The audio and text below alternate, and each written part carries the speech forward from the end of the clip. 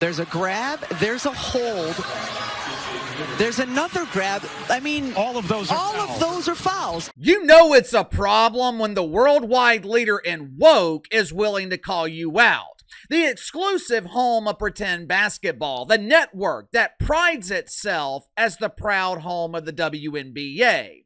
You know you have a serious problem when ESPN is willing to criticize their prize turd.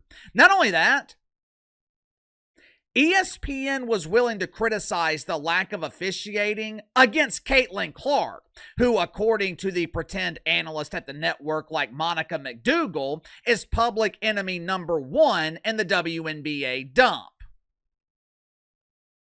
How many times do we have to do this? How many times do we have to have the same conversation about the egregious officiating in the WNBA? This should be simple. You have got to protect your star players.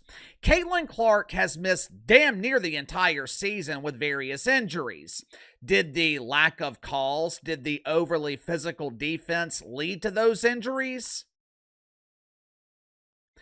I don't know, but I can't imagine that it helped. In the past, the NBA has literally implemented rules to protect their star players. NFL's done the same thing. 2007, maybe it was 2008. Tom Brady goes down in week 1, ends up being out for the rest of the season. Next thing you know, you can no longer hit quarterbacks at the knees. Now, did fans complain about it? Sure. Did they stop watching the NFL? Absolutely not. It was a smart decision from the NFL. You have got to protect the players that people are paying to see. Would you rather watch 17 games of Tom Brady or 17 games of Matt Castle? No one is buying tickets to see Matt build a sandcastle. They're buying tickets to watch Tom Brady kick your ass.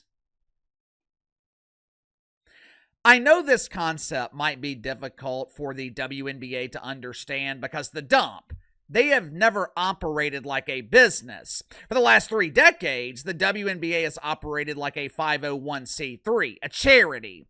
But with people now watching and paying attention, with people paying hundreds of dollars for tickets, you have got to protect your cash cow. You have got to figure out a way to protect your star players. Make sure to like and subscribe. You can follow me on Twitter at KC_BTL84. Link to the main channels in the description below. Look, this isn't just about Caitlin Clark. The Indiana Felines aren't the only ones complaining about the incompetent officiating in the dump. Becky Hammon, head coach of the Las Vegas Anonymous Faces, she publicly admitted that teams are allowed to get away with too much when defending Caitlin Clark. Angel Reese has complained about the officiating. Sophie Cunningham has complained about it. Kelsey the plumber with the LA Sparkles, who moonlights as one of the lead plumbers at Roto-Rooter. Kelsey has threatened to use her super plunger if the WNBA does not address the problem. Now, I know what some of you guys are thinking. WNBA players are always complaining. They complain about their minimum wage salaries. They complain about flying coach on Spirit Airlines. Now they're complaining about the referees. Who gives a damn? I'll tell ya who better give a damn, the diva of dump divas, Kat Engelbert. Now, you don't have to go overboard like the NBA has at times and turn games into a free throw shooting contest. Hell, WNBA players have a hard enough time making layups. If you had a free throw shooting contest in this league, the final score could be 0-0. On the surface, this isn't something that should have to wait until the off-season to be resolved. We saw in the NBA just this season, especially during the playoffs, one phone call from Adam Silver and the officiating problem was magically resolved. But here's what could be a problem for the WNBA. Now, I don't know this for sure. This is just me speculating. I am no expert on pretend basketball. NBA officials, they are highly trained.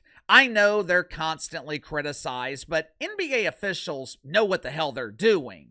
Referees in the NBA are making $250,000 a year on the low end. Veteran officials are making over $500,000. Meanwhile, WNBA officials are making $16,000, with some lucky referees qualifying for minimum wage and making $50,000. With that being the case, the officiating problem in the WNBA, it might not be resolved from a phone call or rule changes. The officiating problem, it could be from a lack of competence.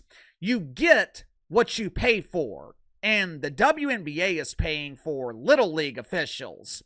If that's the case, this is something that would have to be addressed during the offseason. Problem is, Kat Engelbert has a bigger problem to address this offseason. Her unknown players demanding million-dollar salaries. But give me your thoughts on this. Why is officiating in the WNBA so bad? Is it the rules? Is it incompetence? Is it because the WNBA is paying pennies and they can't get good referees? You tell me. Sound off in the comments below. I'll see you guys on the main channel.